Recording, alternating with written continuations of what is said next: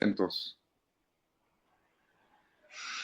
Bueno, pues muy buenas noches, bienvenidos a este Cinismo en Vivo. Soy José Antonio Monterrosas en este 25 de septiembre del 2024. Pues estamos en la última emisión de este programa del mes de septiembre y el último de ese sexenio. Y pues vamos a estar platicando sobre varias cosas. Vamos a ver si logramos platicar con Mauricio Benil, el politólogo, sobre su último libro, y con Víctor Ugalde para que nos dé una panorámica sobre lo que está pasando en el cine nacional. Pero antes que eso, pues me da muchísimo gusto tener aquí a Edgar San Juan, director de la película Casi el Paraíso. Bienvenido, Edgar, muchas gracias. pues muchas gracias a ti por la invitación y qué buena plática se avecina sabiendo que viene el doctor Merino a hablar de su nuevo libro y pues seguramente vas a tener una muy buena charla con Víctor Ugalde, quien pues es una persona que es un faro también de conocimiento y de análisis en torno a lo que es el cine, no solo desde el lado creativo, él como director, sino también como desde el lado analítico.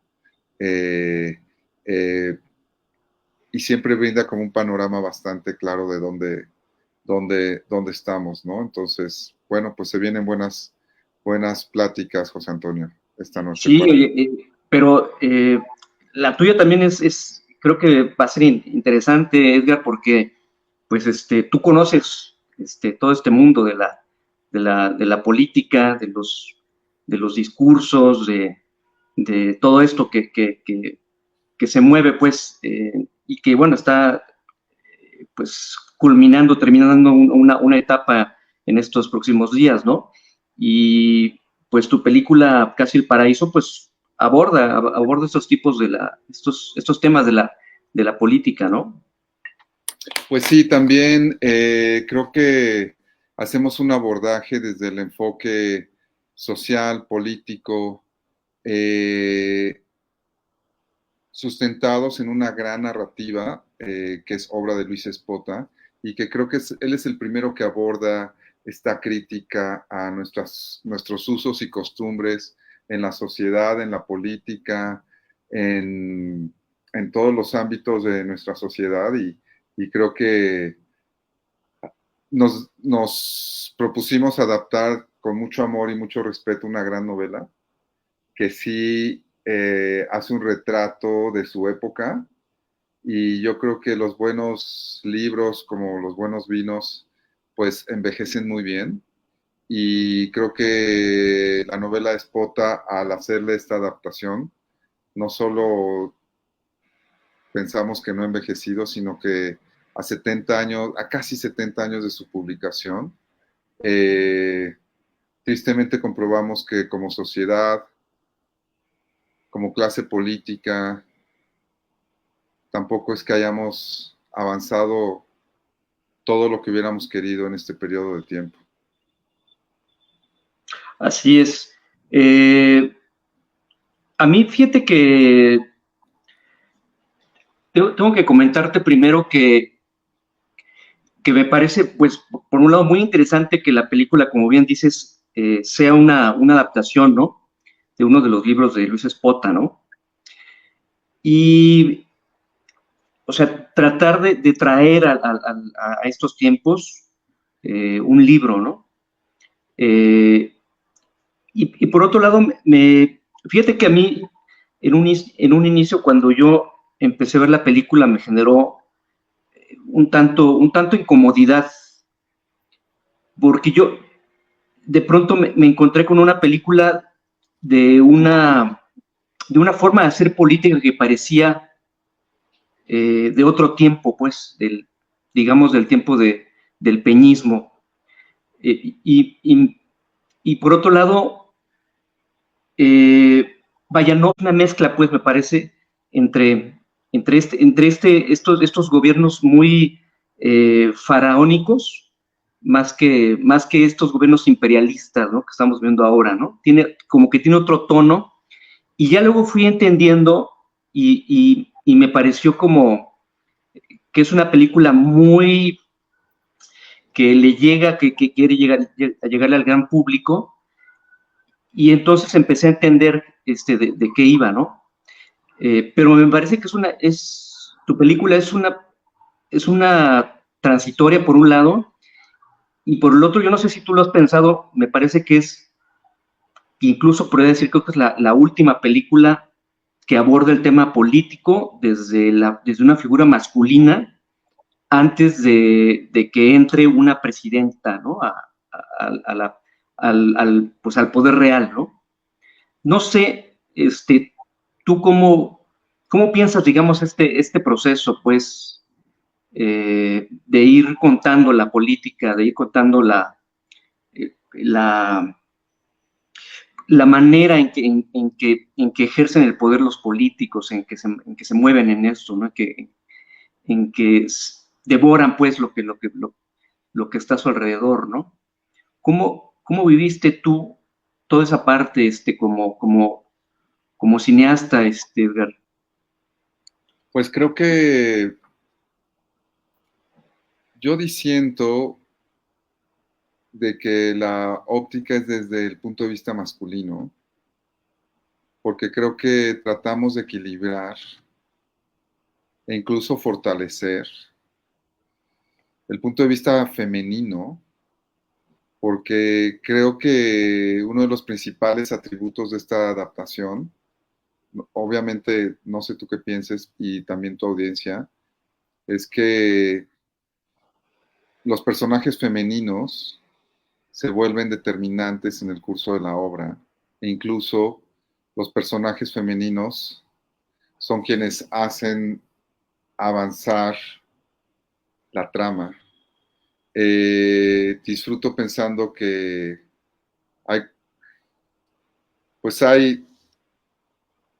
personajes femeninos con una clara misión, con un objetivo, con varias capas, como el caso de Esmeralda Pimentel. Creo que Esmeralda hace un papel que yo disfruto mucho y que creo que se vuelve una especie de, igual es muy, muy arrogante, pero yo le llamo el Kaiser Sose, la Kaiser Sose de Casi el Paraíso, como la mente detrás de todo. Pero también Carol Sevilla, interpretando a Teresa Rondia, pues en su ingenuidad y en su inocencia, pero a la vez también en su ambición, pues es alguien que hace mover la película. Lo mismo que también, bueno, ellas dos creo que son como muy fuertes y son personajes que en la novela estaban planteadas de una manera distinta y ahora creo que juegan de una manera pues más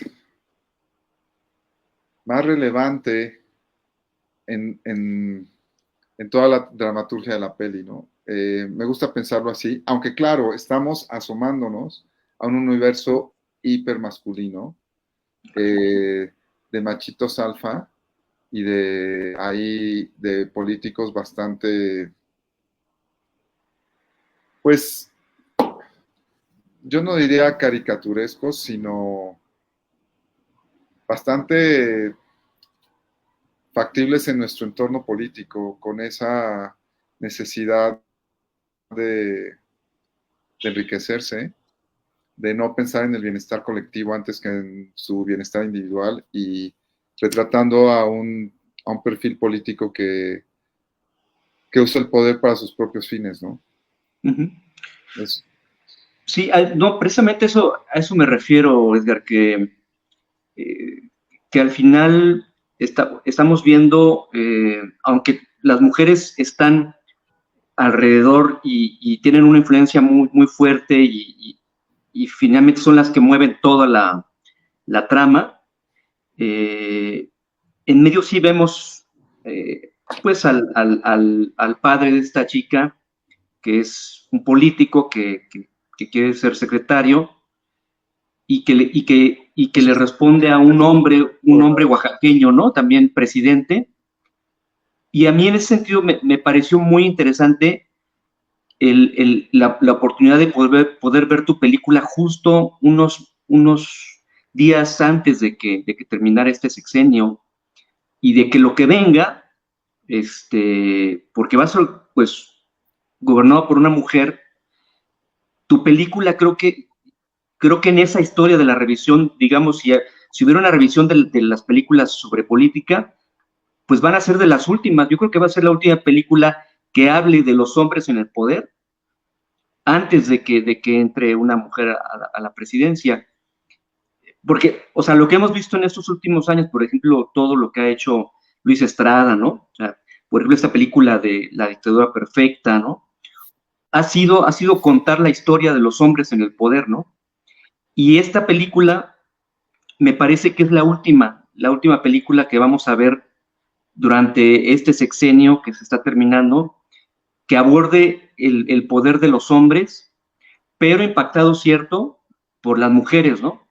Y eso me parece importantísimo porque a partir de ahora, los cineastas eh, que quieran contar una película como la tuya van a estar de alguna manera interpelados por una mujer en el poder.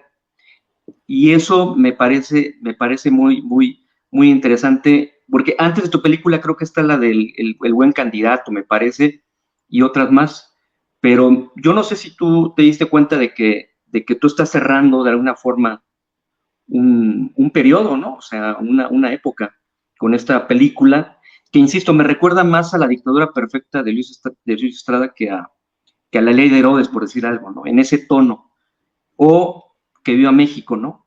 Que tiene estas mezclas de este cine también italiano, que también Luis Estrada lo utiliza mucho, pero que es esta historia como de un tipo de política que se hacía, que no es que haya cambiado demasiado, nada más cambió, digamos, la forma, ¿no? Pero esta película nos está hablando está como abrevando de muchas cosas que pasaron en estos últimos tiempos y claro, por supuesto, impactado por las redes sociales, por el feminismo, eh, por cómo la estructura de alguna manera de lo que era un político piramidal se está rompiendo, ¿no? Bueno, o se está transformando, ¿no? Pero eso me parece muy interesante de tu película, de Casi el Paraíso. Pues gracias, José Antonio. Qué buena onda que la encuentres así, que conectes con una película que pues nosotros buscábamos que tuviera varias capas, eh, en lo político, en lo social. También siento que es, o sea, relevante hablar de una lucha de clases, o sea, bajo un enfoque muy marxista y a lo mejor puede ser muy reduccionista, pero creo que pues al final es una historia de lucha de clases y siempre como que el débil o la débil contra el poderoso o la poderosa y pues eso es drama, es conflicto, es humor, es tragedia y pues nosotros buscábamos que la audiencia pues mexicana y del mundo pudieran conectarse y comunicarse con la película tanto como los lectores de todo México se han comunicado con Casi el Paraíso desde su publicación en 1956. Oye, pero ¿tú te diste cuenta de esto, Edgar? Que es una película que prácticamente está cerrando un tipo de cine, o sea, Pues es que creo que dentro. eso es como, siento que eso es algo que se evaluará a posteriori, ¿no? O sea, Ujú. lo menciono porque, pues, quién sabe qué películas vengan ahora en la inmediatez, quién sabe los creadores cómo respondan a este cambio. Ahora sí, o sea, de alguna manera, pues, es un giro muy importante y es un gran momento para México que haya una mujer presidenta, ¿no? O sea, considerando pues que 3 años antes de que se publicara Casi el Paraíso se les dio el voto a las mujeres y ahora, pues 70 años después, llega una mujer a la presidencia. Eso es como muy relevante.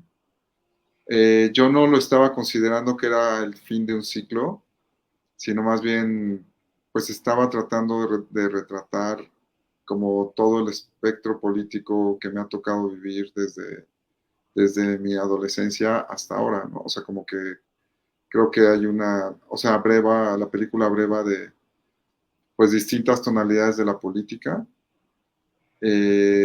distintas épocas quizás, y pues a mí me gusta, o sea, como que también acercarme a las grandes adaptaciones que se han hecho de novelas increíbles, o sea, incluso hablando de Cadena Perpetua, que también es la de maestro Arturo Ripstein, basada en la novela Lo de antes de Luis Espota. Ese es un peliculón. A mí de hecho es uno de mis favoritos de Ripstein, con Pedro Armendáriz, es muy buena. Me gusta pensar y como que me inspiraba mucho el tono de Dos Crímenes, de Roberto Snyder, también una gran, gran, gran adaptación de Ibargüengoitia. Pues de repente hay quien ha comentado que hay guiños a Arráncame la vida, de Mastretta, también adaptada por Snyder. Creo que es o sea, dos grandes películas que hizo Snyder basadas en novelas. Pero también me gusta pensar en Mecánica Nacional, Claro. de Alcoriza. Siento que ese gran guateque que es la tragicomedia mexicana, que se vive lo mismo en una arena deportiva como son las carreras, que en una arena política, pueden ser interesantes para nuestra audiencia y propiciar una reflexión sobre la política, pero también sobre sobre lo que la presidenta va a traer a la política en México. Siento que evidentemente temporalmente sí estamos justo al fin de un ciclo, pero narrativamente a lo mejor cierra un ciclo, a lo mejor es parte de películas, no sé, o sea, creo que hay que estar pendientes de qué es lo que viene después. Claro. Ahora, Edgar, en ese sentido, en esto que hablas de la política, a mí me llama la atención que tú, de hecho, este sexenio lo iniciaste, pues, trabajando en Secretaría de Cultura, ¿no? Estuviste como subsecretario, ¿no? Con Frausto. Tuve mi etapa de burocracia, mi periodo, que yo le llamo mi periodo burocrático.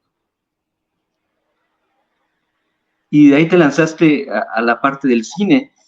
Pues no, Pero más bien yo venía del cine y yo diría, sí, por eso creo que este es un paréntesis y un periodo burocrático porque pues yo venía de ser guionista y productor, y justo así había labrado mi carrera y pues, pero siempre había sido alguien que había estado cercano en la discusión de las políticas públicas y en el diálogo con las autoridades y con los compañeros, los colegas, los productores, los pensadores, la academia, un poco pues para propiciar movimientos dentro de la propia industria y también movimientos dentro de los fondos públicos y pues estando cercano a las instituciones como el IMCINE, la Cineteca.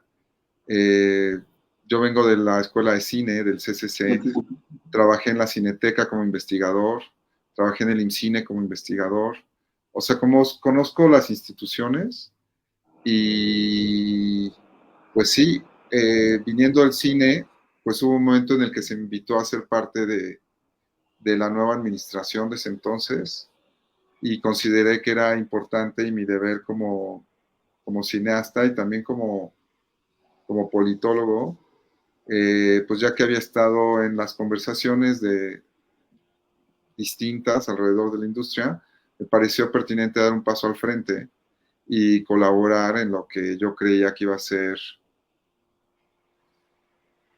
o lo que yo veía como un esperanzador sistema cultural. uh-huh. Y te diste cuenta que no fue así, ¿no? Pues creo que eso le tocará a la sociedad juzgarlo, ¿no? O sea, como qué fue lo que sucedió en este sexenio en comparación con las administraciones anteriores en materia de cultura. Creo que va a ser también un análisis que nos corresponde hacer como ciudadanos, como prensa, como crítica. Yo tengo mucha esperanza que la nueva administración emprenda acciones importantes a favor de la cultura, a favor de la equidad, a favor de la igualdad. O sea, hablando solo en términos culturales. Obviamente esos elementos en términos sociales estaría increíble. Igualdad, equidad, distribución de recursos, piso parejo. Pero bueno, ahora reduciéndolo a mi área de especialidad, creo que estaría increíble que la nueva administración impulsara esos cambios y propiciara mejores políticas públicas a través de sus instituciones. Creo que más bien no creo, sé que México es una potencia cultural. Somos la 15ª economía del mundo, pero en términos culturales, yo diría que estamos en el top 5. O sea, somos una cultura muy significativa para el mundo, en todos los términos, o sea, artísticos, culinarios, no sé, creo que tenemos mucho que aportar y creo que es importante que nuestras políticas culturales estén acordes con lo mucho que México tiene que aportar y crear desde la cultura. Oye, tu película fueron 10 años, ¿verdad? Para poder realizarla. ¿Te llevó 10 años o cuánto tiempo te llevó? Pues, ¿sabes qué? Me llevó 10 añitos. Uh-huh. Y sí estuvo cañón. Porque imagínate, no era tan sencillo adaptarla y al principio estábamos pensando en hacerla de época, pero creo que traerla al siglo XXI fue una gran decisión de la cual estoy muy orgulloso, porque creo que así existe la posibilidad de que más generaciones conecten con una novela tan importante como la de Luis Espota y ojalá con nuestra película. Sí, que de alguna forma eso es lo que también me parece como muy interesante, ¿no? Como tratar de traer hacia el presente, ¿no? Y bueno, esto que tú comentas, ¿no? De hacer películas que al público en general le interesen, ¿no? O sea, de alguna forma, pues todas estas películas, por ejemplo, de Nosotros los Nobles, o incluso las películas de Luis Estrada, ¿no? La última, bueno, creo que a muchos no les gustó, me pareció la mejor película del sexenio, pero me parece que es importante esto que tú comentas también, ¿no? El buscar como llegarle a un público, ¿no? De acuerdísimo. Pues creo que pues es lo que buscamos como creadores, poder conectar con la audiencia. Nuestro trabajo es pues hacer una reinterpretación de la realidad, de los entornos que conocemos o que desconocemos y tratar de abrir el diálogo sobre temas que nos atañen, como la política, la igualdad, el respeto a los recursos naturales y incluso la muerte de los periodistas, ¿no? O sea, son Claro. temas que para mí son fundamentales. También yo creo que lo eran para Espota y yo me siento muy orgulloso de que Espota hable por medio de mi mirada y mi voz en esta película. Muy bien, Edgar. Oye, hay otra cosa que a mí, digo, ya tenemos igual poco tiempo para que también puedas continuar con tus actividades, ¿verdad? Me llama la atención el tema, por ejemplo, de como tú como politólogo, como alguien que hizo discursos a Deodoro Carrasco, por ejemplo, toda esa parte, ¿cómo impacta? Porque de alguna manera también en esta historia hay un gobernador, ¿no? O sea, que es de Oaxaca. Tú como creador, ¿cómo vas hilando, digamos, toda esta parte de tu propia experiencia, pues? Porque obviamente, pues ya lo comentaste, lo del CCC, lo de Cineteca, ¿no? Pero como una película ya como tal, toda esa experiencia tuya, viniendo de la ciencia política y brincar, digamos, al cine, o bueno, digamos ya como realizador, pues, ¿no? Porque has estado inmiscuido en muchas áreas, como ya mencionaste, ¿no? ¿Cómo es toda esta parte de ti? Pues creo que muchas veces los creadores hablamos de lo que conocemos y de lo que nos inspiramos, ¿no? Y creo que aquí hay un reflejo de lo que yo viví como, como minion del gobierno de Oaxaca, como el hace discursos de un gobernador oaxaqueño, desde también mi amor a esa tierra que es la tierra de mi familia, eh, y también con la crítica a lo que ocurre en esos ámbitos. Y pues creo que eso es algo que me ha nutrido toda la vida, trabajar en distintos lugares. Y pues afortunadamente creo que en esta película hablo de cosas que conozco. Y creo que eso puede ayudar a que relate mejor este, esta fábula, este cuento, esta crítica, esta tragicomedia, sea el género que sea, Casi el Paraíso, que pues cada quien le pone una etiqueta distinta, lo cual está muy padre. Eh, pero pues quien la etiqueta es porque le gusta y porque conectó con ella, y creo que una cosa que celebro es que la crítica mexicana, bueno, y también de fuera, está conectando con la película, la está encontrando muy, muy interesante, y también la audiencia la está abrazando con mucho cariño. Entonces, siento que ojalá que sea un vehículo de entretenimiento, pero también de reflexión, y que pueda abrir la conversación a la familia después de haber visto la peli, cuando estén cenando y comiéndose sus taquitos, de ver una peli que les divirtió, que se abra esta conversación alrededor pues, de la política, de lo que una persona puede hacer para cambiar algo con lo que no está de acuerdo. También de la fatuidad de las redes sociales y el gran engaño y juego de espejos que representa ese mundo, y a final de cuentas quizás de la lucha de clases, ¿no? Volviéndonos otra vez muy reduccionistas hacia ese punto.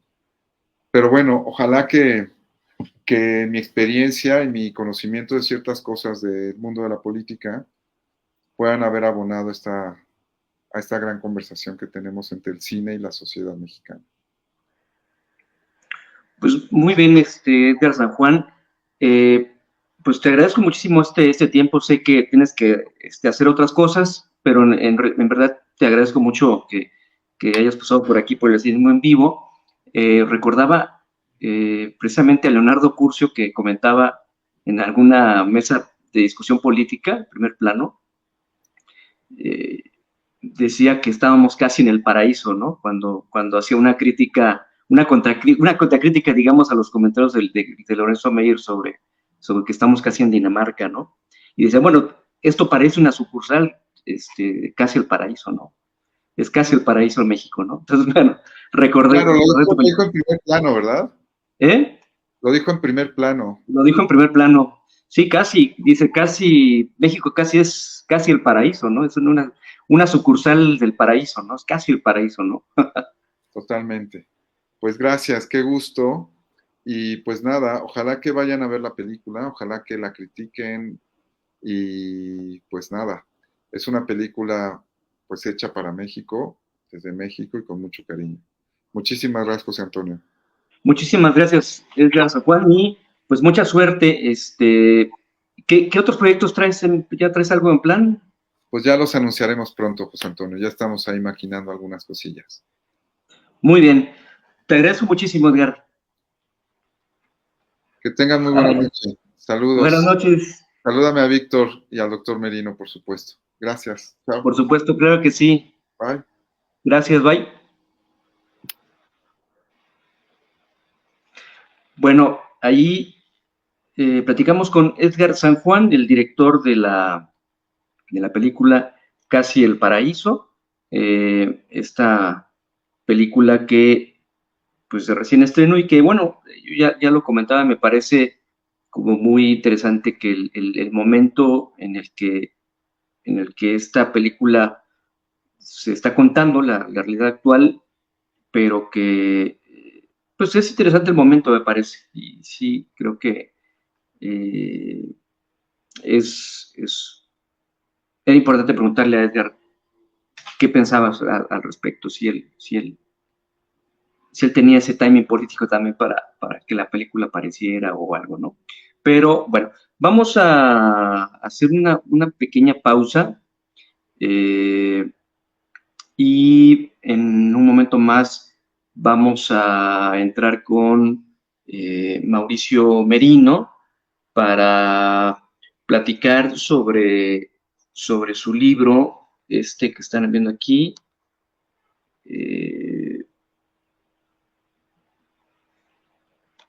Gato por liebre. A ver si logramos conectarnos con el politólogo Mauricio Merino, que trae pues este libro. Bueno, no es una novedad como tal, apareció a finales del año pasado. Sin embargo, creo que por el momento que nos encontramos me parece que es un libro que amerita revisarlo, ¿no? Pero vamos ahorita a hacer una pausa para ver si logramos conectar con Mauricio desde este cinismo en vivo. Y bueno, ya saben,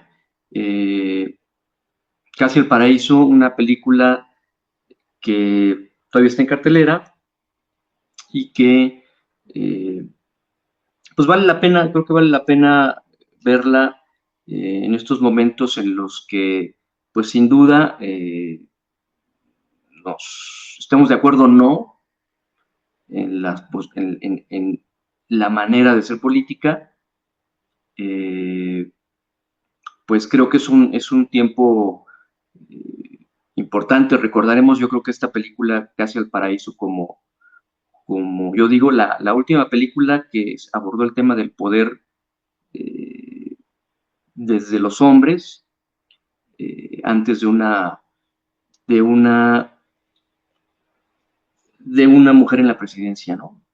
Y yo creo que eso al tiempo se va a recordar, pues. Pero bueno, vamos a hacer una pequeña pausa y en un momento regresamos. Están aquí en el Cinismo en Vivo de revistaloscínicos.com.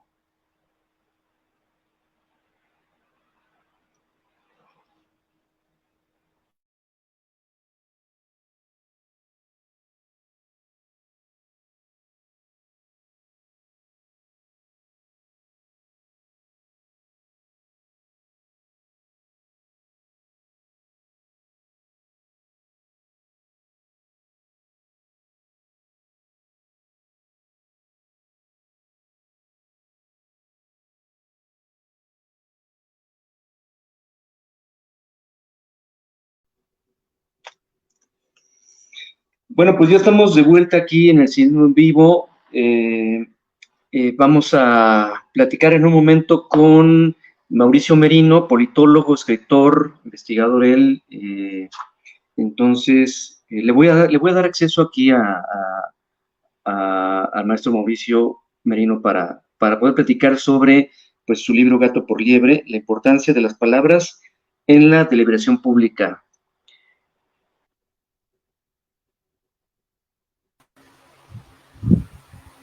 Ahí estoy. ¿Cómo estás, Mauricio? Ya me vi, así dice cuando te va a sacar la lotería, ¿no? Ya vi. Oye, Mauricio, muchísimas gracias por pasar por aquí, por este humilde espacio, Cinismo en Vivo. La verdad es que pues es un gustazo tenerte por acá. Edgar San Juan te mandaba saludos. Ok. Saludos. Lo entrevistamos hace un momento sobre esta película de Casi el Paraíso. No me digas. Y, ajá, sí. Felicidades. No sé si ya la viste. No, fíjate que no, pero no le vais a decir. Lo malo es que no, esto queda aquí entre nos, Mauricio, pero pues bueno, Mauricio, donde sale Theo Golding, ¿no? Sí. Exacto, sí, de hecho seguí la grabación y tal por mi relación con Theo, la verdad, y qué bueno, no la he visto. Sí, pues fíjate que yo comentaba con él que me pareció muy interesante, que es una película donde se habla de un político, un oaxaqueño. Okay. Curiosamente, Edgar San Juan hizo discursos a Teodoro Carrasco. Pues bueno, tiene que ver ahí, la película está impactado por eso, ¿no? Pues sí. Pero a mí me pareció interesante de esta película, que es una película yo creo que muy sencilla, muy para el gran público, para hacer pensar y hacer reflexionar, ¿no? Como lo es tu libro, que busca pues acercar a otro tipo de lector, ¿no? Y me pareció como interesante que esta película de Casi el Paraíso, pues prácticamente es la última película que se aborda, digamos, la figura del poder masculino antes de que tengamos una mujer en la presidencia, ¿no? Y eso a mí me parece como interesante, porque a partir de ahora, ya con Claudia Sheinbaum, pues contar historias sobre políticos, pues va a estar impactada por el presente, ¿no? Pero ¿tú crees que ya no va a haber machismo político porque llega no, pues, no, hombre, ni hablar, eso no. Por supuesto que lo va a haber. De hecho, yo decía que la A de presidenta es de Andrés Manuel, no de presidenta. Entonces, pues sí, es presidenta Andrés Manuel López Obrador. Por allá anda, sí, presidente Andy. Presidente Andy. Entonces, pues así. Sin embargo, creo que, bueno, el machismo, el clasismo, el racismo va a estar más fuerte que nunca, ¿no? Pues no sé, eso sí, no sé. Ojalá no. ¿Cómo lo ves tú? Pues yo creo que eso, que la estructura heteropatriarcal, como se suele decir ahora, está ahí vigente, ¿no? Tan campante. Pues ya lo dijiste, ya lo sintetizaste tú 1000 veces mejor que cualquier esfuerzo que yo haga. Ahí está Andrés Manuel, va a seguir. Es la figura principal. Va a ser, sin embargo, interesante a partir de la siguiente semana cómo se simula, ¿no?, su ausencia. Porque es eso, es una simulación. Entonces todo el mundo va a llorar las mañaneras y la van a comparar a Claudia Sheinbaum, pero ella ha dicho de todas las maneras imaginables. Lo que pasa es que, en fin, me iba yo a desviar, pero a lo mejor sirve. No, dilo. No, que pues es que no escuchamos, por un lado, nos hacemos nuestros propios imaginarios. Yo he escuchado muchas veces a los partidarios de la 4T explicarme una 4T que existe solo en su imaginación, ¿no? Que es una buena imaginación, es plausible, ¿no? Pero es eso, es imaginación. No sé, sí, se imaginan cosas, pero Claudia Sheinbaum ha dicho cualquier cantidad de veces, José Antonio, que va a continuar con la obra de López Obrador, que va a ser el segundo piso de la 4T, que va a cuidar el legado, que no habrá marcha atrás. Estoy citándola, son palabras de ella repetidas hasta la desesperación casi. Y sin embargo, sigo escuchando, no, va a ser diferente, va a cambiar las cosas, va a ser diferente porque es otra persona, eso sí, es una obviedad de perogrullo, pero ella misma se ha encargado de desmantelar eso diciendo que va a ser igual, que vamos a seguir Y por si algo faltara, pues el sexenio cierra con esta reforma al Poder Judicial, que ya está consolidada. El otro día les hacía yo un ejercicio rápido a mis alumnos de primer semestre de la universidad. Y a ver cómo está estructurado el régimen político y tal. Y la verdad es que 2/3 partes de los muchachos siguieron contestando como sin cobrar conciencia de que el Poder Judicial ya había cambiado. Seguían hablando del viejo Poder Judicial y seguían ignorando, digamos, la presencia de las Fuerzas Armadas, que ahora además, a partir de literalmente de hoy, que estamos, bueno, en un rato más se consolidarán las 17 aprobaciones estatales, todavía falta ese trámite, pero ya está. Pero son trámites. Es un trámite. Pues ya, o sea, los soldados van a tener facultades del Ministerio Público, te van a poder integrar expedientes para meterse a la cárcel, militares. Ya cambió, ¿no? Entonces entra Claudia Sheinbaum con un plan C atrás, que ya empezó a cumplirse, y con un montón de compromisos asumidos plenamente por ella. Así que no, yo no sé por qué no la escuchamos. La otra reflexión es que eso es interesante. Ayer lo comentábamos en un seminario, José Antonio, que hubo ahí en la universidad. ¿En la UDG? ¿En la UDG? ¿En la Universidad de Guadalajara? Es en la Universidad de Guadalajara, donde trabajo. A mucha honra, por cierto. Y ahí en la UDG se decía que, bueno, discutíamos, y yo les decía, es interesante cómo hay una especie de defensa psicológica, que uno acepta el hecho o toleras el hecho, pero no el nombre del hecho. O sea, nombrar un hecho lo hace espantoso, digamos. Tú puedes saber que, yo qué sé, deja de poner un ejemplo extremo, que un chico ha caído en las drogas, ¿no? Que, yo qué sé, se está metiendo drogas y está pasándola mal con eso, pero si tú llegas y le dices eres un drogadicto, adquiere una dimensión distinta. Nombrar las cosas las hace dramáticas, digamos, las convierte en algo dramático. Dramático además en el sentido literal de la dramaturgia, mientras que no nombrarlas es como decir, bueno, ha consumido drogas, pero es como un error, ¿no? Se puede, algo así. Y en materia política esto es típico. Entonces, yo digo, ya se construyó una autocracia electoral. Esto no se llama democracia, se llama autocracia. Pero se saca de otra la gente. Entonces le dice, oye, pero hay un partido hegemónico que tiene 2/3 de las cámaras, tiene 23 congresos, hay un presidente que dicta la línea, los diputados no cambian ni una coma. Pues sí, pero no es autocracia. Es el nombre, no los hechos. Y los militares andan por todos lados y les acaban de dar facultades del Ministerio Público. Van a poder entrar a tu casa.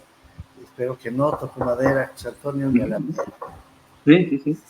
Y van a decir, oiga, hay prisión preventiva oficiosa por distintas razones, que ya también forma parte de nuestro sistema jurídico. Te pueden acusar de que no pagaste impuestos, por ejemplo. O sea, no estoy jugando. No. Llegar un militar a tu casa, tocarte la puerta y decirte, usted no ha pagado impuestos, y eso es delito grave, sin derecho a fianza y con prisión preventiva oficiosa, así que vámonos a la cárcel. Y además yo mismo, militar, le integro el expediente, tengo facultad del Ministerio Público. Y voy con un juez que acaba de ser electo por la mayoría que controla el Congreso, así que pues tus expectativas de salir a salvo de eso son muy reducidas. Entonces yo les digo, ¿y cómo se llama eso? Bueno, es que es por lo que votó la gente, será, pero se llama autocracia. La gente no le quiere nombrar. Por eso es tan potente este problema del lenguaje, ¿cierto? Sí, así es. Sí, tú lo dices muy bien, Mauricio, el tema de no nombrar las cosas por su nombre, ¿no? De dar gato por liebre, ¿no? Pues sí, dar gato por liebre todo el tiempo. Lo interesante es eso, ¿no? Que se ha contado O sea, las cosas que han sucedido están a la vista de todos, ¿no? Sí, O sea, eso es sí, lo que a mí más me impacta, pues, que las puedes ver que efectivamente están ahí. La gente sabía desde el 5 de febrero que iba esto así, ¿no? Ese era el guión, así ¿no? era, así era y sigue sucediendo, ¿no? Tal cual. En eso mis respetos con Andrés Manuel, ¿no? Porque se lo trazó muy bien y ha tenido una enorme habilidad política para entender las pulsiones más, yo diría más oscuras y también las más brillantes de los dos lados del Ujú. sistema político mexicano en particular. O sea, fíjate cómo le rodea una especie de abyección activa, militante, una cosa muy interesante. Gente a la que yo he respetado muchos años, Ujú. incluso gente con la que yo mismo me formé en el sentido de que fui su alumno en aula, incluso Lorenzo Meyer, por ejemplo, al que quiero mucho y lo respeto mucho, fue mi maestro de historia en un momento dado. Y le tuve y le tengo todavía cariño a él, a Romana, a sus hijos, etcétera. Pues ya ves, ¿no? Yo lo escucho y lo leo y digo, pero ¿qué pasa con mi querido Lorenzo Meyer, ¿no? Que solía ser tan increíblemente brillante? Y él mismo se tapa los ojos. En fin, hay una cosa muy interesante en esto, psicológicamente hablando. Pues, como decía González de Alba, ¿no? El fascinante líder, ¿no? ¿Qué Y decía? que no era un libro necesariamente hablando desde la parte más cómoda, ¿no? Sino Pues se acomodan, repiten, se hacen eco, ¿no? Y no les gusta nombrar, efectivamente. No sé qué pasa, es muy eh, interesante. sí, yo pienso, Mauricio, bueno, por ejemplo, en el caso de Lorenzo Meyer, es interesante porque él siempre lo mencionó de las mesas políticas, ¿no? Que para llegar a la transformación se necesitaba extirpar todo, ¿no? Quitar todo, ¿no? Y eso, pues bueno, eso es una cosa pues que es anular absolutamente lo que hace a un país plural, a un país que hemos construido de alguna manera con todos sus errores, pues se ha construido, ¿no? O sea, el país no comenzó en el 2018, sino que creo que el proceso, como bien también lo dices en tu libro, pues tuvo un proceso, ¿no? De una cuarta transformación en realidad fue cuando el PRI salió, dejó los pinos, ¿no?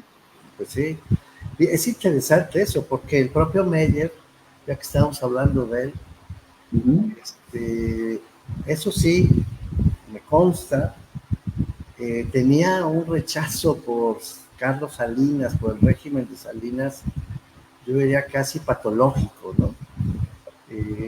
Realmente detestaba Meyer a ese gobierno, ese sexenio, lo marcó mucho. No estoy muy seguro de las razones personales que tenía, si es que alguna, pero sí que le marcó mucho a Lorenzo Meyer. Yo en ese momento tenía mi cubículo enfrente del suyo en el Colegio de México y me consta, por lo tanto, que coleccionaba salinitas, ¿no? Tenía todo su cubículo lleno de salinas, de muñequitos, ya ves que hacían Sí, muñequitos sí, para tú como AMLO, burlarse. ¿no? Ya, pero en este caso era para burlarse de Salinas, no para halagarlo. Y había de todo tipo, ¿no?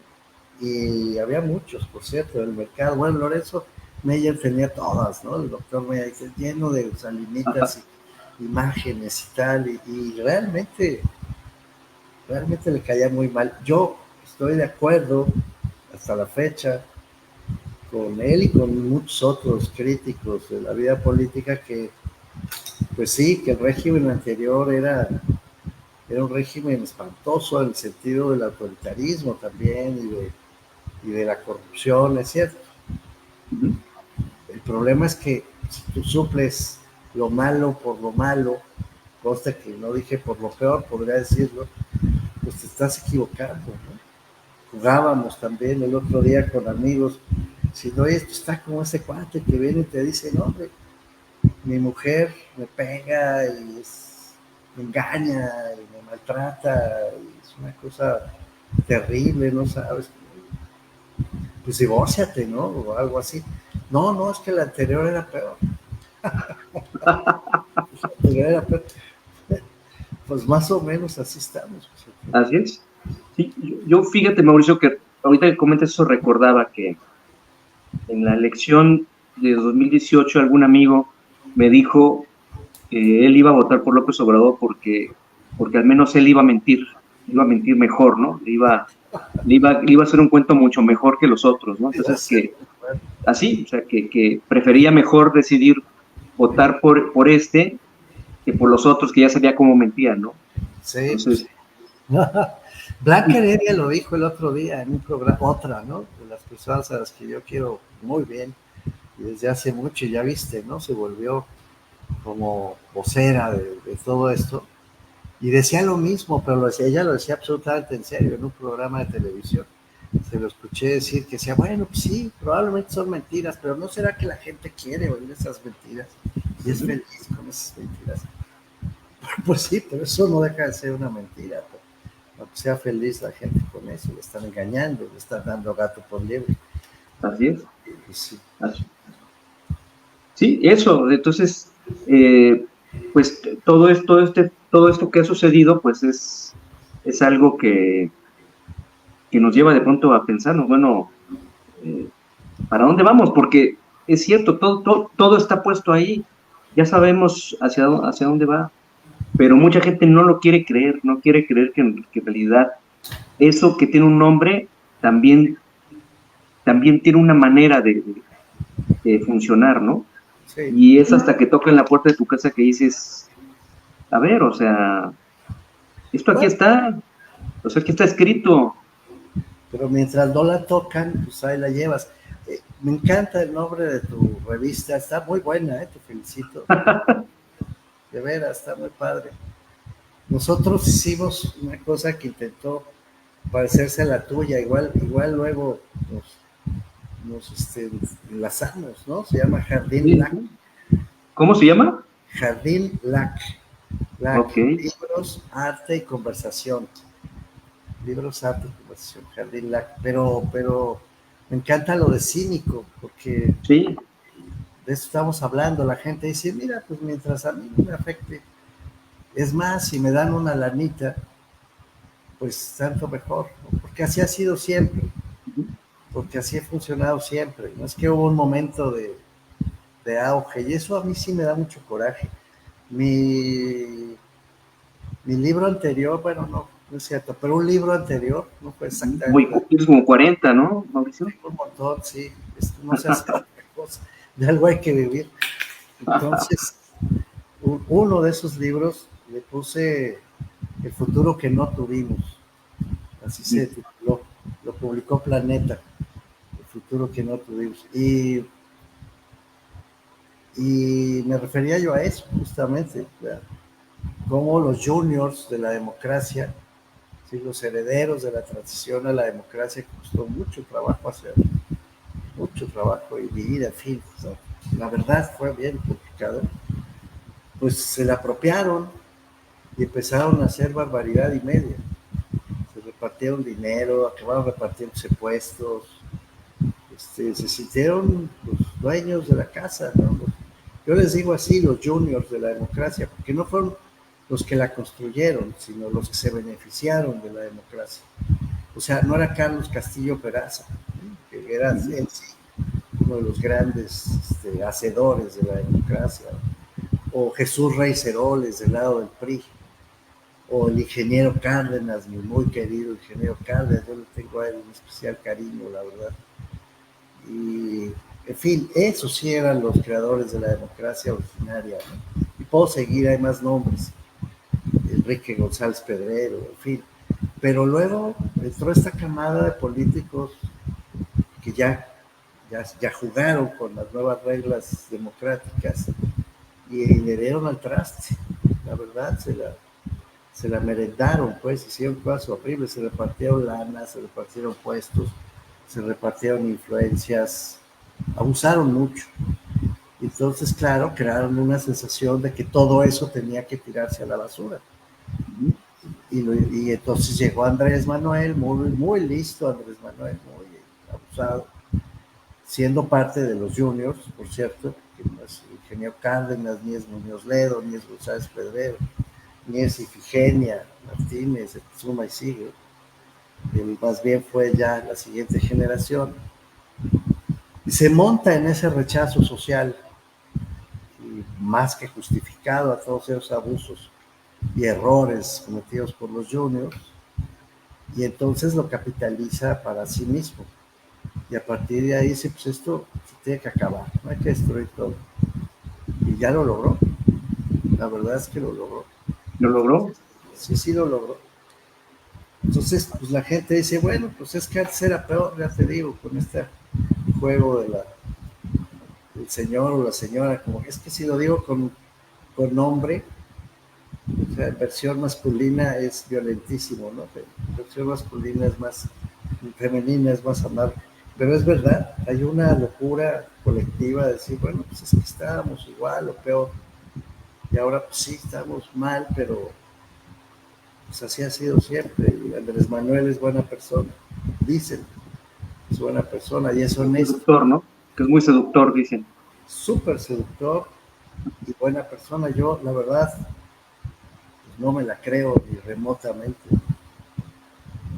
No solo ¿Llegaste a hablar con él? ¿Llegaste a saludarlo? Yo...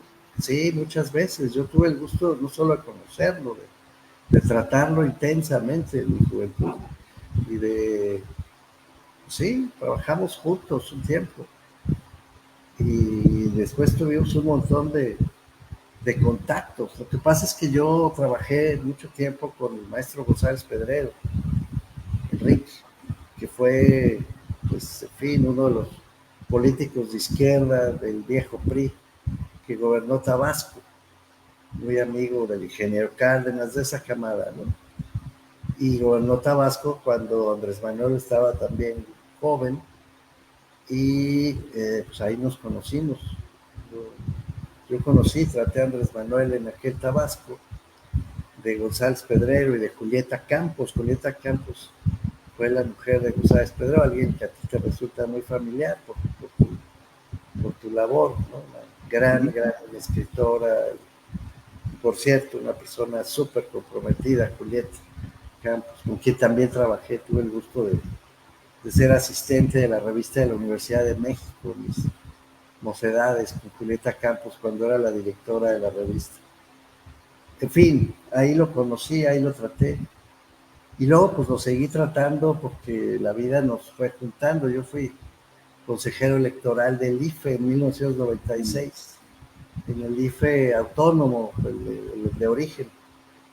Y Andrés era el presidente del PRD. Así que pues, él tuvo mucho que ver con mi llegada, por así decir, al IFE, ¿no? De aquel entonces. Y todavía en 2003, cuando terminó mi periodo, y Andrés ya no era presidente del PRD, pero seguía siendo el gran líder del PRD, sin duda. Entonces era jefe de gobierno de la Ciudad de México. Tenía pues, el control del partido, como tendrá el control del gobierno en el futuro, aunque ya no sea presidente de la República. Propuso que 3 consejeros nos quedáramos en el IFE para darle continuidad. Tenía un poco de experiencia combinada con la renovación de una parte de aquel consejo. Y propuso a Jaime Cárdenas, a Jesús Cantú y a mí. Y entonces sí, no se pudo, esa historia me la ahorro, es aburrido para tu audiencia, pero... No, dale. Pero sí lo conocí, lo traté varias veces, solo lo saludé, sí, lo llegué a conocer razonablemente bien. Y sí, el maestro González Pedrero le tuvo un gran afecto. Julieta Campos trabajó con él todavía en el gobierno de la ciudad. Fue su secretaria de turismo. gobierno de la ciudad. Y yo sé que es un hombre muy hábil, muy hábil, con una gran capacidad de recuperar esa que estaba yo diciendo, esa lógica del sistema político de me sumo si me das, ¿no? Si me das, me sumo. Y entonces él da y se suma. Si no se suman, pues no te da. Al revés, te pega. Esa es más o menos la lógica. Sí. Y hay mucha gente que la sigue. Mucha. Es una pena, pero así es.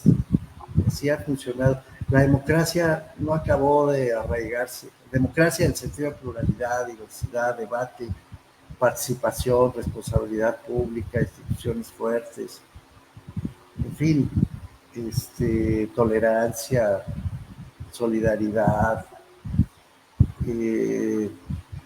Eso no acabó de... Es una tristeza, pero es la verdad, no acabó de arraigarse en México, ¿no? Porque ya te digo, los juniors además no le dieron tiempo de que sucediera. Así que bueno, pues regresó esta lógica autoritaria, pero esta vez en manos de, pues ya de Andrés Manuel. Claro. Es gato por liebre, es la misma cosa. Gato por liebre, aquí lo tengo, mira, de hecho, aquí lo tengo. Sí, pues sí, por eso le puse así, gracias. Sí, y no sé, en el libro tú mencionas también, por ejemplo, el tema de las redes sociales, ¿no? Como algo que probablemente cambió, probablemente eso que dices de los juniors, acabó de encontrar un camino. Puede ser. Que son las redes sociales, ¿no? Donde los discursos son polarizados, donde hay una respuesta inmediata a comentarios, donde todo es de alguna forma un lado y otro, ¿no? Estar a favor o estar en contra, ¿no? Sí, ¿no? Es que las redes tienen, ¿cómo les llaman? Yo no soy experto en eso, pero los que son tienen una expresión que se llaman cámaras de eco o algo así, no sé cómo les dicen. Es decir, te reproducen, te amplifican, no te dan, no te devuelven diversidad, sino lo mismo que tú tienes, te lo multiplican y te lo exacerban. Estos son los famosos algoritmos, ¿no es cierto? Sí. Entonces, pues eso está horrible porque te devuelven lo que tú ya tenías, por así decir. Entonces, claro, te acaban encerrando en una burbuja.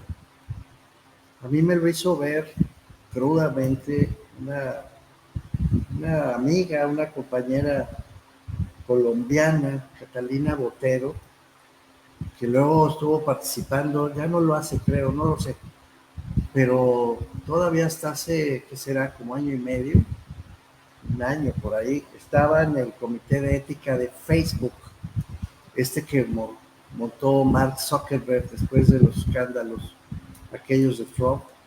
¿Te acuerdas que fue llamado al Senado de Estados Unidos? Armó un lío con esto, con el uso falta de ética, digamos, de las redes sociales. Bueno, Zuckerberg creó un comité de ética con premios Nobel de la Paz, gente muy notoria. Y Catalina Botero estaba en ese grupo. Y conversando con ella fue la que me dijo, es que no nos estamos peleando con personas, Mauricio, en el comité, nos estamos peleando con máquinas, con algoritmos.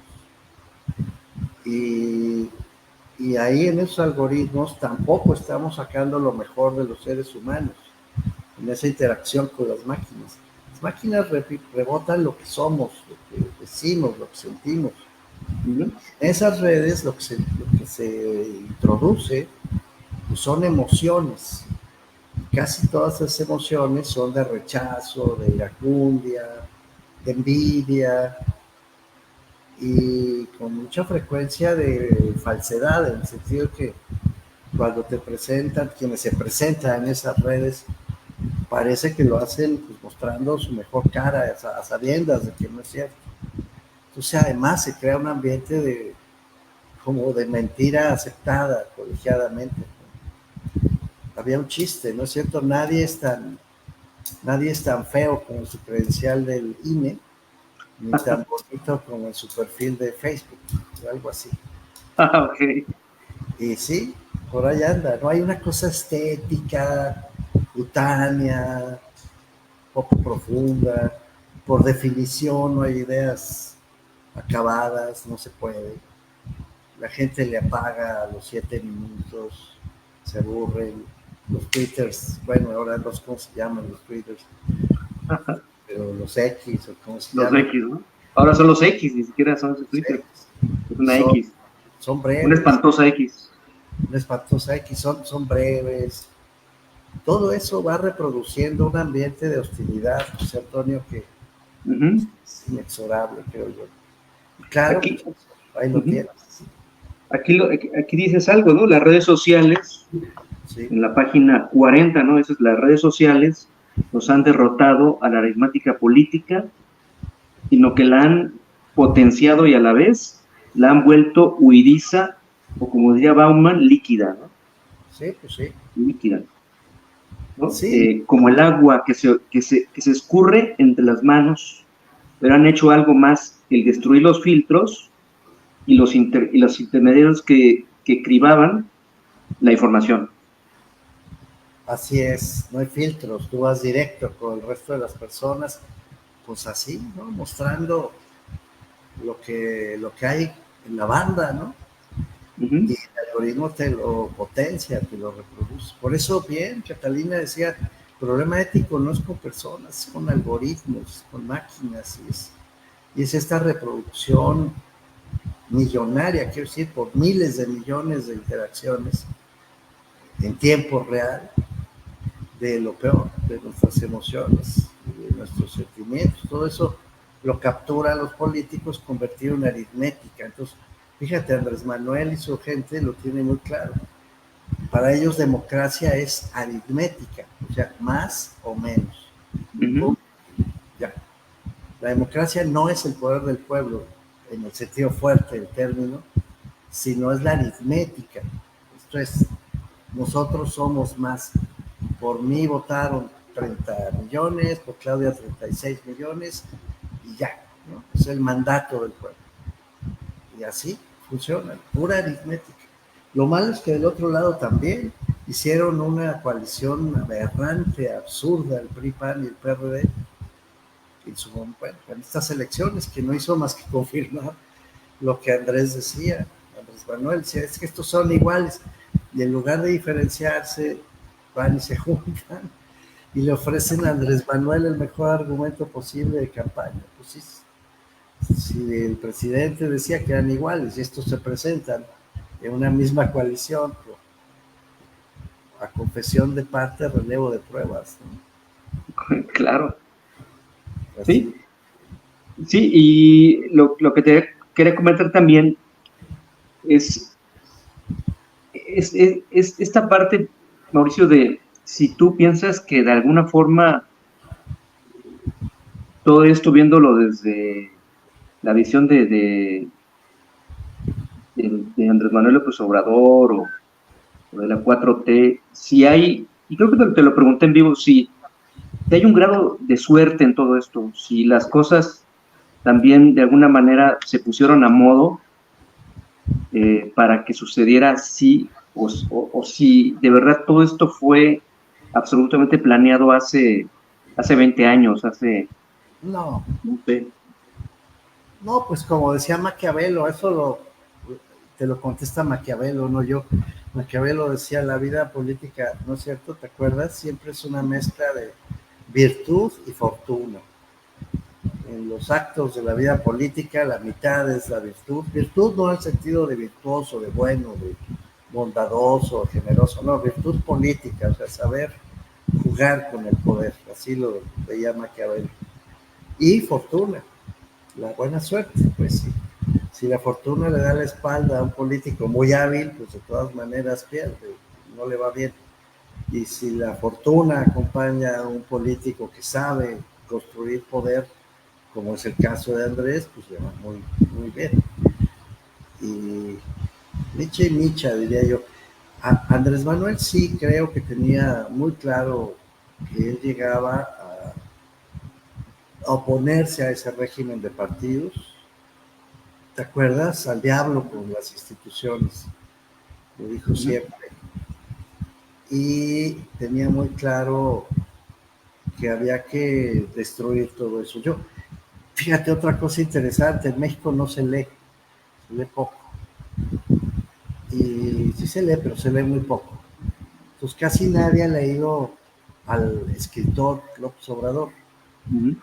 Yo por mi oficio, pues sí, yo creo que soy de los pocos mexicanos que ha leído todo lo que ha publicado López Obrador.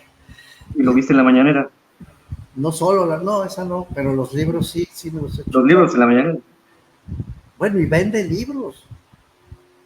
¿Qué te parece? Es que eso es increíble, ¿no? Dice que es honestísimo y tal, y vende libros en la mañanera. Dice que ha ganado más de 3 millones de pesos con el anterior. Y yo decía, pero hombre, ¿tú te imaginas al presidente del Senado, a Noroña ahora, ¿no? Vendiendo lavadoras en el Senado, pues todo el mundo le caería palos, ¿no? El presidente iba y va todavía con el de gracias. Todo el tiempo está anunciando su libro, que está, por cierto, editado por Planeta. Y no, qué horror. Pero bueno, tú has leído al escritor Andrés Manuel, ¿no? He leído Andrés Manuel y ahí decía que efectivamente iba a hacer todo lo posible por destruir este régimen de partidos. O sea, sí lo decía. También decía la de la militarización, ¿eh? No es cierto que... No, claro. Lo de la Guardia Nacional usando al ejército viene desde sus libros antes de ser presidente, sí, claro.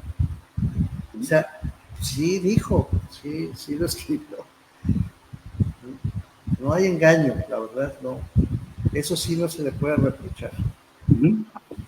Así es. Ahora, en este libro, Gato por Liebre, me llama la atención, Mauricio, que el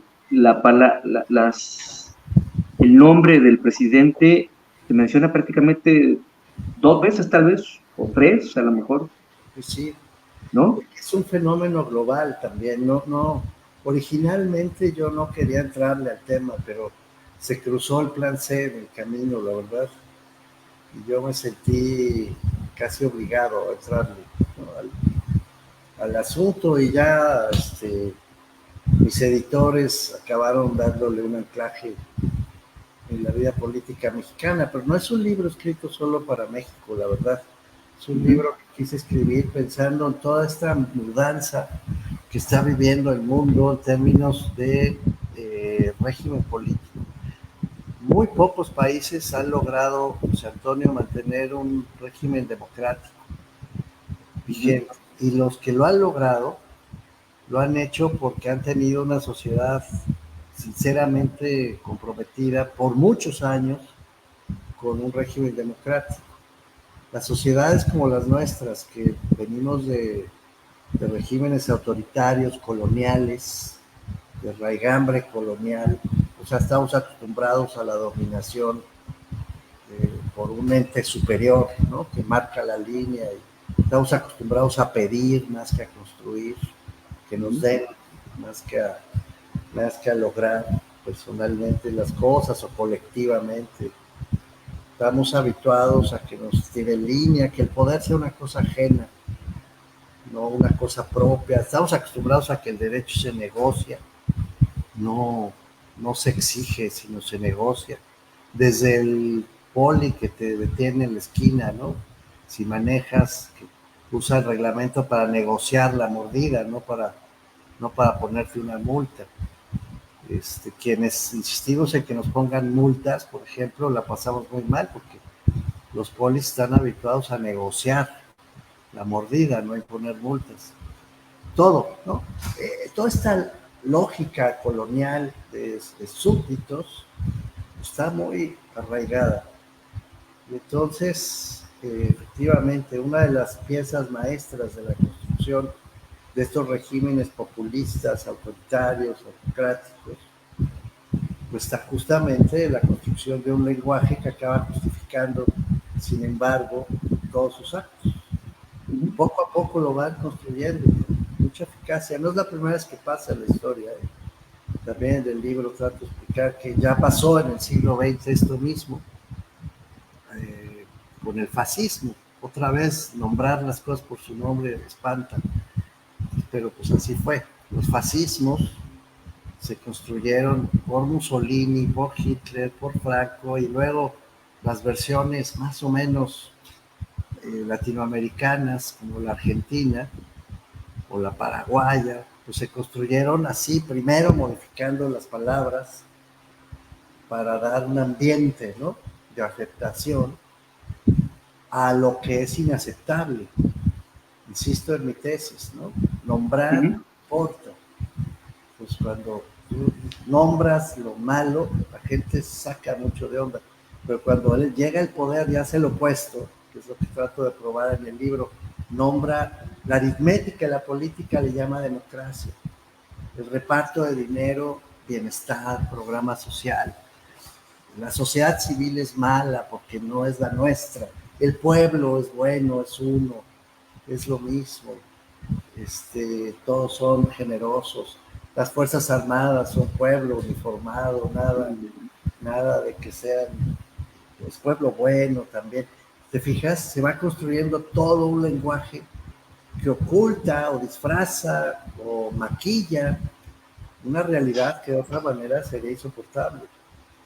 Y a partir de esa construcción acaban pues repitiendo. Hablábamos de grandes historiadores, grandes politólogos hace un rato, ¿no?, que son proclives a ese régimen, y ellos repiten, y ellas repiten esas palabras, repiten esa construcción, y se la creen, ¿no? Lo que es increíble es que se la creen. Y tú les muestras la realidad del otro lado, y dices, oye, pero esto no es así, lo que estás diciendo es falso, mira el crimen organizado, mira las muertes, mira el desabasto de medicamentos, yo qué sé, mira que lo de los pobres pues es cuento, porque en realidad les diste dinerito para que salieran de la línea de pobreza, pero dependen de ese dinero para mantenerse fuera de ella. En el momento en que haya un golpe de inflación o que tengan cualquier problema de empleo, van a regresar masivamente a su situación anterior y aún peor, que pues dejarán de, ya no tuvieron los medios para salir adelante, ¿no? No les diste derechos sociales, no les diste una buena educación, no les diste salud, no les diste casa, no les diste agua, no les diste un medio ambiente digno, no les ayudaste a producir, les diste dinero, cheques, nada más, ¿no? Tu tarjetita del bienestar y punto. Pues no importa, ¿no? No importa porque la construcción de ese lenguaje, la construcción de ese rollo, digamos, acaba siendo la construcción fundamental que explica, matiza, maquilla, ya te digo, una realidad que de otra manera sería intragable. Así está la cosa. Sí, sí, Mauricio, y no sé, aquí, bueno, tú planteas un libro que, como bien mencionas ahí, no intenta hacer un diccionario de A, B, C, sino es un poco el ir hilando, pues, ¿no? Sí. Temáticas y profundizando, ¿no? Sí. ¿Dejaste tú palabras o a lo mejor no querías sucumbir en llegar a este lado, por ejemplo, porque está la palabra conservador, o está la palabra transformador, pero, por ejemplo, hay palabras que por ejemplo, en estos años han sido como muy importantes, como esto del pueblo uniformado, ¿no? De pronto, ¿pensaste que podías incluir estas palabras o mejor no me convierto en esto que dice las redes sociales, en un reproductor, pues, ¿no? Del mismo discurso, de lo que ahora dicen, la misma narrativa, ¿no? ¿Cómo desarticular esa parte, no? No, fíjate que no lo pensé en esos términos, no me pasó por la cabeza. Yo no quería escribir una cosa académica aburridísima. Obviamente soy un académico y pues sí, acabé escribiendo un libro de académico, ¿no? Ni modo, hay un lenguaje ahí del que no me puedo separar, ¿no? Por más que lo intenté pulir, acercar, hacer fácil, ¿no? De lectura, creo que algo logré al respecto. Le quité todas las citas para no llenarlo de citas y de pies de página, mandé todo al final. Hice una nota bibliográfica al final para que quienes quisieran saber pues, de dónde vienen ciertos conceptos, ideas, lo pudieran saber, pero ya. Eso sí, el último capítulo está destinado a los colegas, ¿no? Académicos que quieran saber fuentes y por dónde está la interpretación. Eso está en el capítulo final. Pero no fue, no me autocensuré, todo lo contrario. La verdad es que lo que quise hacer fue esto que acabé haciendo, es decir, una narración de cómo han ido modificando las palabras y cómo una conduce a la otra. Son conceptos que se van construyendo desde el ejercicio del poder.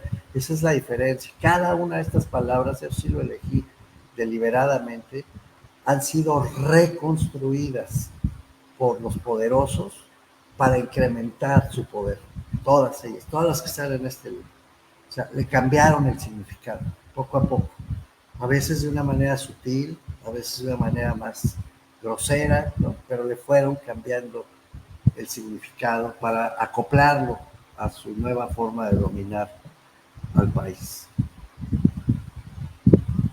Y no hubo palabras fuera, digamos, no quedaron... Seguramente, no, seguro, debe haber un montón, pero no, seguramente sí. Es muy buena pregunta, José Antonio. Ya te la voy a contestar mañana o pasado mañana, que me ponga a pensarlo, pero la verdad es que cuando lo escribí fui concatenando esa construcción, esa reconstrucción, más bien, de los significados que la ciencia política, eso sí, le otorga a cada uno de estos conceptos, ahí sí con mucho rigor, y cómo el poder, ¿no? Las van puliendo, modificando, adaptando, hasta que las convierte en eso, en armas de uso para justificar la dominación en la que nos tiene. Y hoy, no andaba yo muy descaminado, ¿no? Porque ahora lo que tenemos es justamente una conversación, una narrativa, como dijiste, que ya corre con ese lenguaje construido por la 4T para justificar los actos de la 4T. Ahora que vi las aprobaciones, pues a mí me parecieron penosísimas de la reforma al Poder Judicial por la Cámara de Senadores en particular. Ese fue un espectáculo, bueno, los dos diputados, pero los senadores fue un espectáculo, no sé si lo viste, digno de Tarantino, o algo así, ¿no? Sí, del Padrino, Francis Ford Coppola, o sea, de verdad es, pero en tiempo real, ¿no? Viendo ahí al líder de los senadores hablando con el que tienen medio secuestrado en tiempo real y el otro escondido, ¿no? Bueno, toda esta cosa penosísima que sin embargo en el podio se repite este discurso que está en gato por liebre una y otra vez. El Poder Judicial es corrupto, tenemos que ir a la austeridad, todo lo justifica, la honestidad con la que vamos a limpiar el Poder Judicial, esto pertenece al pasado, son neoliberales, esto que está en gato por liebre, cómo lo fueron modificando, y hoy pues se usa en la tribuna del Senado con un desparpajo, como si todo eso que se dice fuera verdad. O sea, ya forma parte del léxico de la dominación autocrática definitiva, en la que ya estamos. Para ti, Mauricio, ¿vamos con una dictadura, tal cual? No, tiene nombre, insisto, se llama autocracia electoral o autocracia constitucional, o sea, modifican las normas jurídicas para justificar su poder, y así se llama. No hay que darle muchas vueltas, es donde sí podríamos discutir, pero ahí sí no hemos llegado, ya estamos ahí, ¿eh? Eso no es que vayamos, ya estamos en una autocracia electoral, ya, ahí ya llegamos, ya en este momento, si mañana deciden quitar tu revista o esta conversación, la van a quitar, Claro. Así de simple. No, de verdad, así es simple. ¿Sí? Pues mira, lo que ya está pasando con un montón de comunicadores chocantes al régimen, ¿no? Que les van cerrando. Eso ya llegamos. Donde todavía no vamos, y ojalá podamos evitarlo, hay un autor, Finkelstein, se llama Federico Finkelstein, que estudió, hizo un muy buen libro sobre el populismo y el fascismo. De hecho, ha trabajado esta comparación por toda su vida académica, muy, muy bien trabajado. Yo retomo de él la idea de que en el momento en que ya ni siquiera tengan la justificación de las elecciones, ya ni la aritmética es necesaria, ahí sí ya nos pasamos al lado del fascismo. Y sí, claro que tenemos un riesgo en México de pasar para allá. Estamos a 2 minutos de que el INE sea controlado por la autocracia, de que quiten el servicio profesional electoral que tantos años costó construir, que es el que organiza las elecciones, para que las organice el gobierno. Bueno, si llega a suceder eso, ya ahí sí, ya no habrá ninguna duda, porque van a ganar todas las elecciones que se les pegue la gana, pues las van a hacer elecciones tramposas, diciendo que el pueblo está ahí, otra vez, ¿no? El rollo de la aritmética, de la democracia, de bla, bla, bla, lo que ya dije que está ahí en gato por liebre, toda esta deconstrucción del lenguaje para justificar el ejercicio de su dominación. Sí, así es, Mauricio, pero de nuevo sí pienso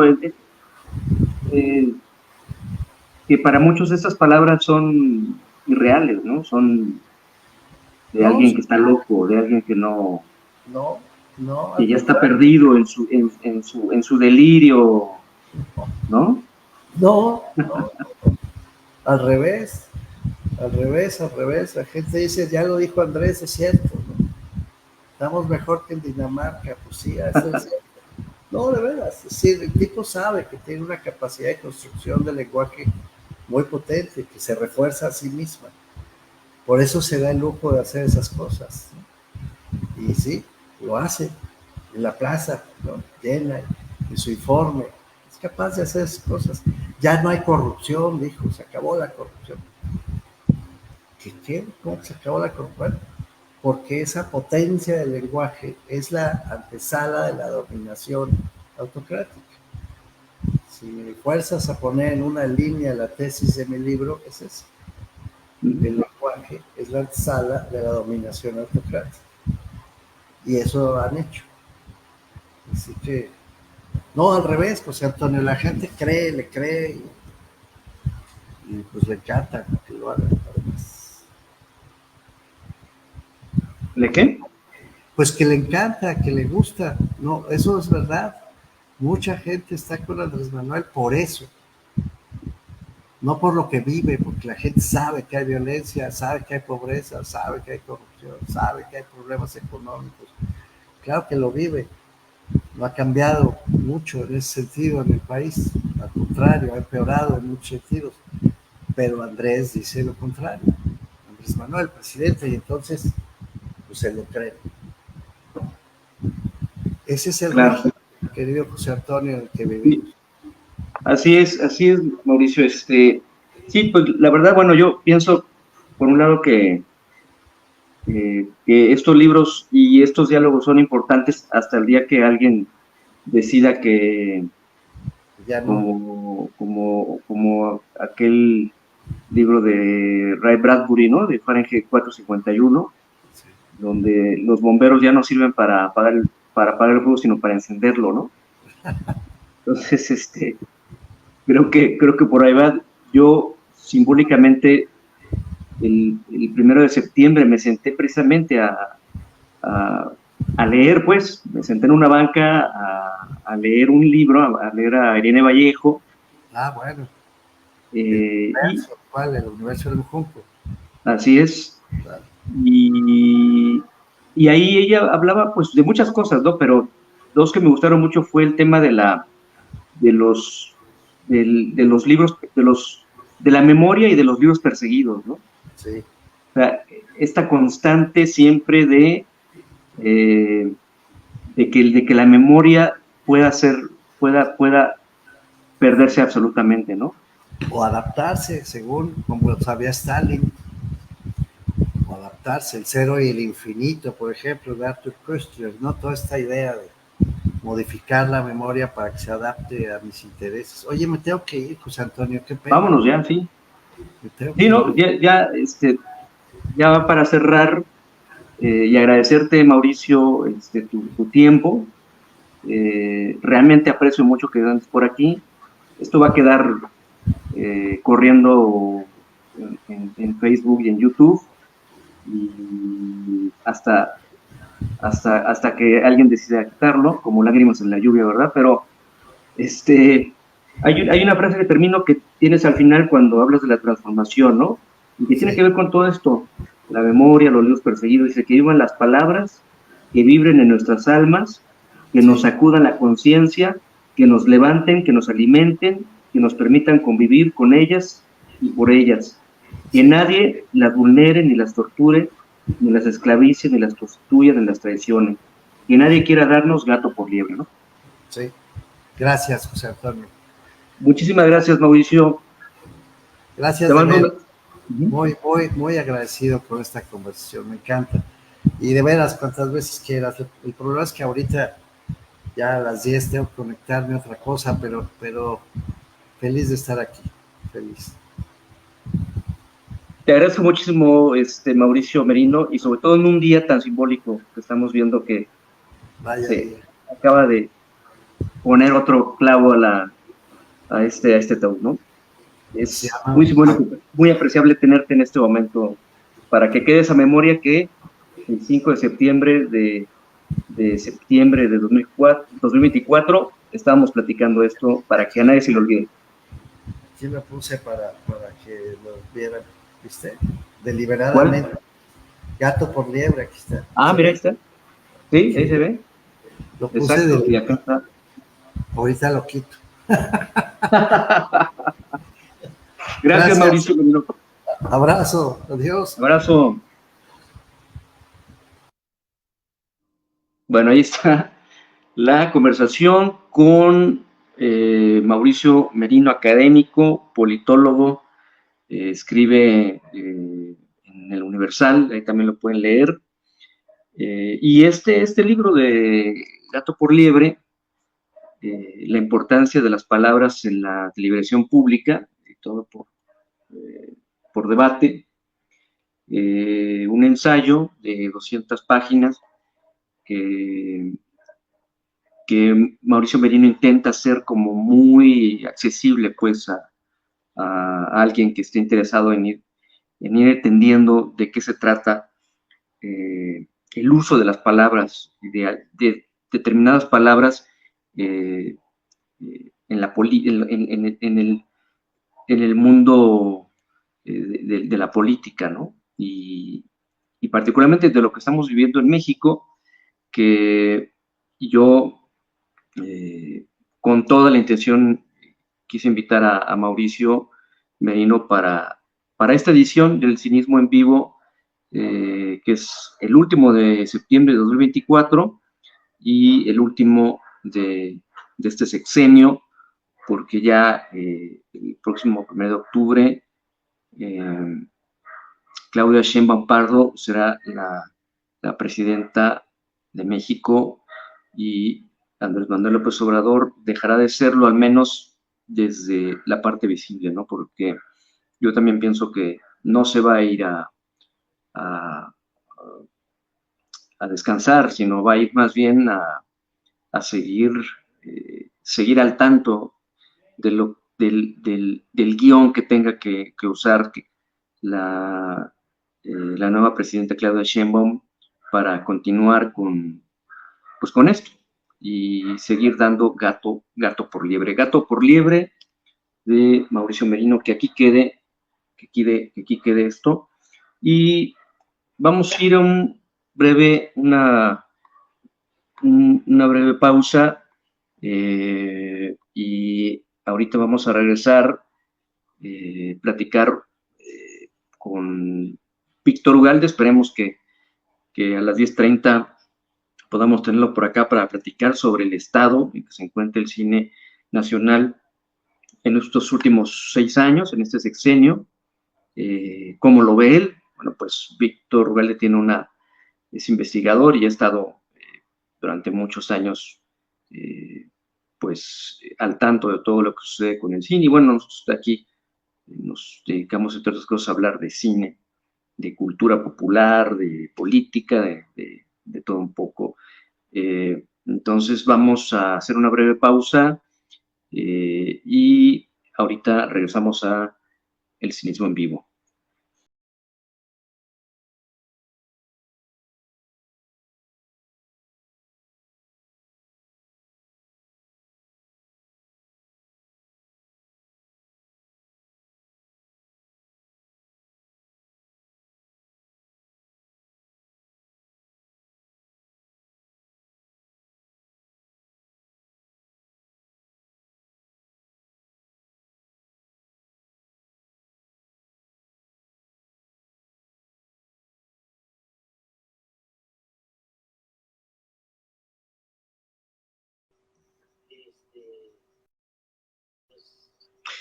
Bueno, pues ya estamos de vuelta aquí en el Cinismo en Vivo este 25 de septiembre de 2024 y me encuentro con Víctor Ugalde, investigador, cineasta, gestor y pues todo lo que tenga que ver con el cine. Aprecio mucho, Víctor, que estés por acá y que nos cuentes pues cómo has visto tú que va el cine en estos últimos años.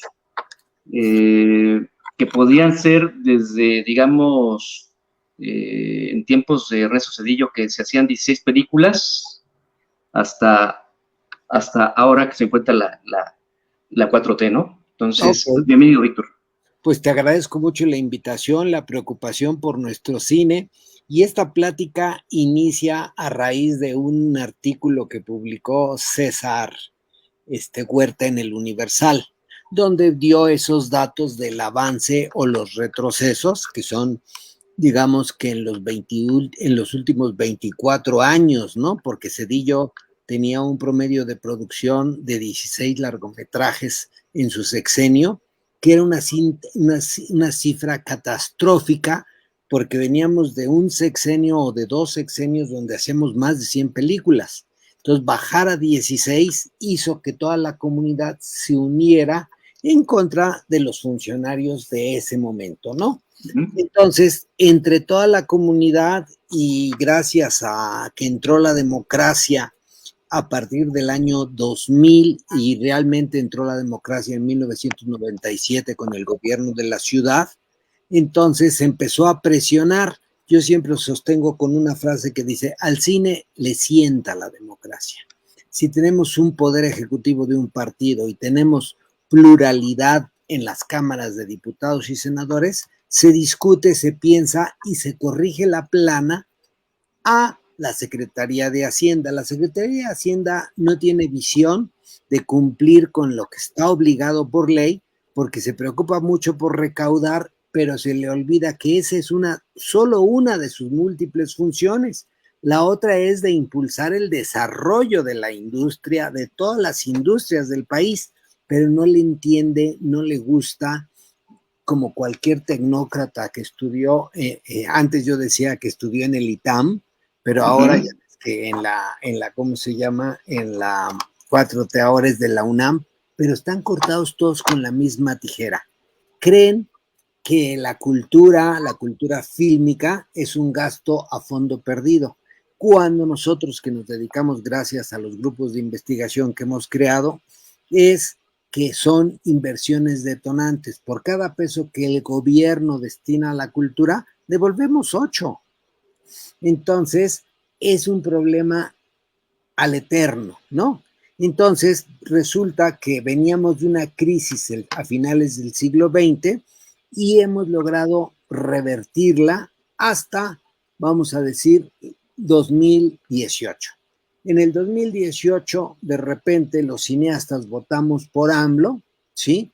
Y pensamos que iba a estar al frente una cineasta sensible, que es buena directora, pero que es mala administradora, lo descubrimos 6 años después, y entonces hubo una serie de recortes. Ella no hizo nada por el cine en términos reales, o sea, cobró, impulsó por inercia muchos programas, pero en realidad lo que hizo fue obedecer al viejito de Palacio Nacional y obedecerlo en todo. Entonces, esa no es la función de un director de cine. Un director del cine que se ha comprometido con su comunidad debe de tratar de revertir.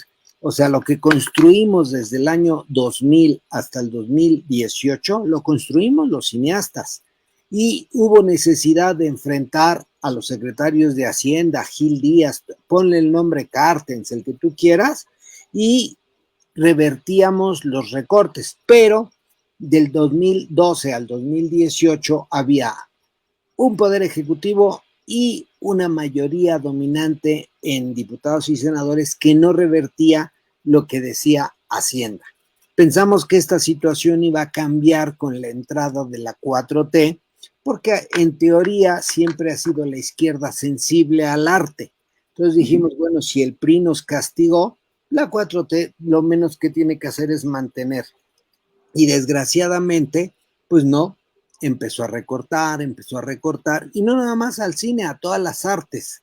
Entonces, por ejemplo, hizo el proyecto Chapultepec, que el día de ayer inauguraron las salas de la Cineteca y ese complejo, pero lo inauguraron como lo hacían los priistas, no tiene nada de diferencia, o sea, sin terminar. De repente salen en todos los boletines que ya está inaugurada, y hoy Zoom 7, creo, ese sitio, mandó una reportera a checar, y nomás está medio funcionando una sala, están terminando todo y van a empezar la programación la semana que entra. Se va a cumplir, es un buen proyecto, van a atender una zona depauperada del oeste de la Ciudad de México. Yo creo que va a ser un éxito a la larga, pero lo inauguraron para salir en la foto. Hoy vi la foto y venían del cablebús Sheinbaum, Martí, AMLO, Brugada, etcétera, y dices, ¿qué necesidad? Pero bueno, eso nos habla de cuál fue el tono de la administración saliente. Un ejecutivo, el IMCINE, cumpliendo órdenes sin preocuparse realmente por impulsar la cinematografía. Si tú ves en qué está fundamentado la creación del IMCINE, tiene una obligación industrial, y justamente eso fue lo que se perdió, ¿no? Afortunadamente, el cine nos va a enterrar a todos, y lo que no estamos seguros es qué tipo de cine va a sobrevivir el cine mexicano, pero qué tipo de cine va a sobrevivir. Eso es ahora sí que un planteamiento, porque de repente, no sé si tú lo has notado en tu escuela, ¿sí? Que de repente cada día entran más colonizados los alumnos. A ver, cuéntanos eso, ¿cómo es? Sí, los alumnos llegan, y estamos hablando de alumnos especializados en medios de comunicación, y cada día más ignoran el pasado ahora sí que del cine mexicano, y tienen como referentes la cultura filo-norteamericana. Y eso es un paso atrás, porque estamos hablando de un proyecto global de integración a la economía norteamericana. Yo en los últimos 5 años estoy preocupadísimo. De repente, cada alumno que llega más ignorante que el año anterior. O sea, imagínate 5 años de deterioro. Se murió, no sé si de repente Felipe Casals, que para mí tendría que ser famosísimo por las películas que hizo, Canoa, etcétera. Y cuando se murió, hice un test en 75 alumnos y solamente 1 o 2 lo conocían. Y por la película Canoa no conocían toda su trayectoria.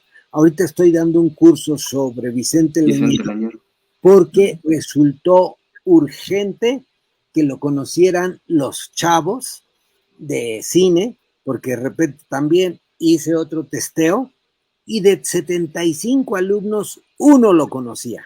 Sabemos que a los guionistas nadie los pela, pero él era guionista, teatrero, literato y deberían de conocerlo. No lo conocen, ¿eh?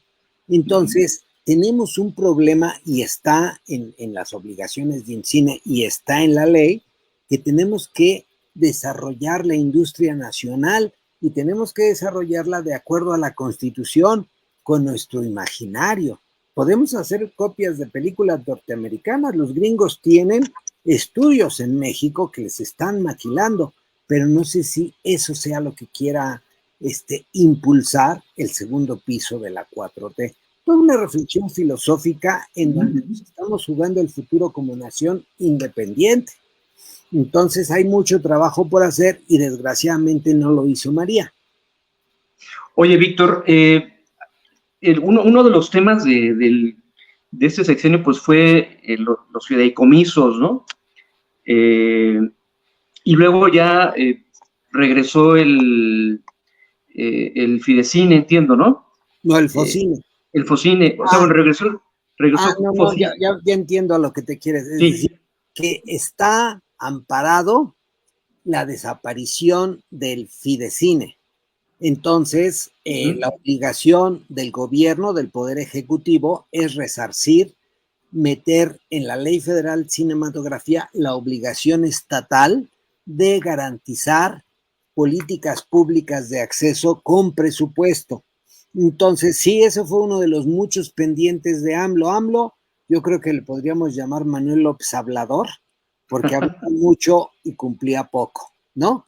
Entonces, él, por sus pistolas, desapareció primero Foprocine, violando la ley que él mismo creó, la ley de austeridad republicana. Hizo una ley, hizo unas bases y dijo, no se va a desaparecer nada sin escuchar a las comunidades. Eso decía la ley de austeridad republicana.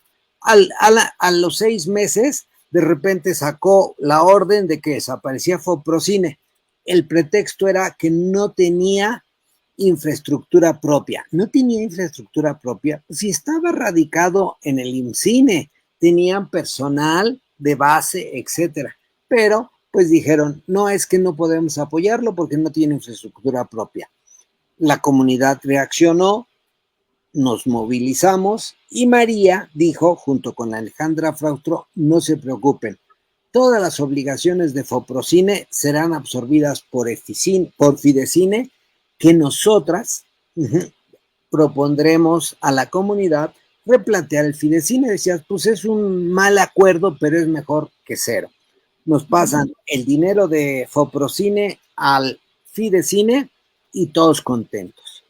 En esas estábamos cuando 3 meses después, gracias a una iniciativa que metieron 10 diputados de Morena, entre ellas de Dolores Padierna y otros más, dijeron, se desaparece Fidecine, pero decías, pues si en la Ley Federal de Austeridad Republicana, si teníamos infraestructura propia, no podía desaparecer.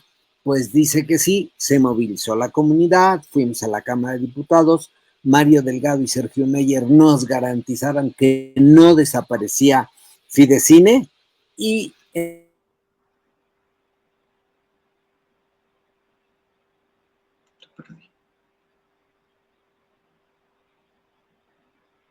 perdí.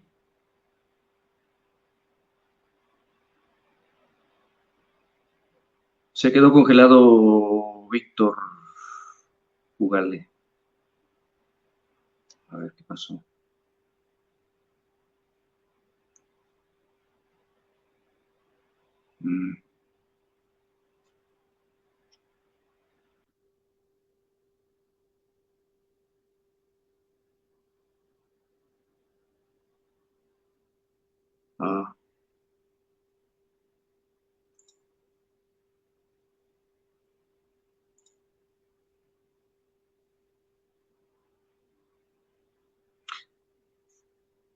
Bueno, se quedó.